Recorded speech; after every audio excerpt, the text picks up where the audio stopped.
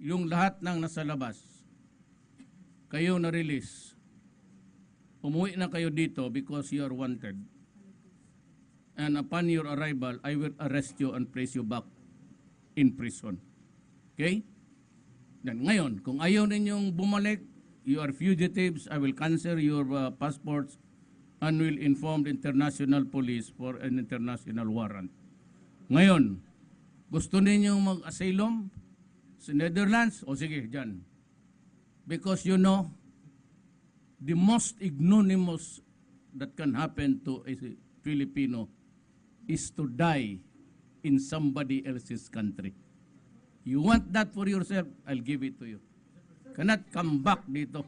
The military has been keeping tab of their activities. But I have issued an alert sa immigration na kung magbalik sila, they will be subjected to an arrest. They were released on condition that they will participate in the Oslo talks.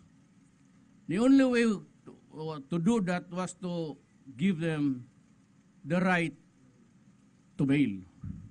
But actually, leaders sila, they are not qualified. But we had to convince the judges, despite of the objections of the judiciary, nakiusap na lang kami so that the talks will succeed.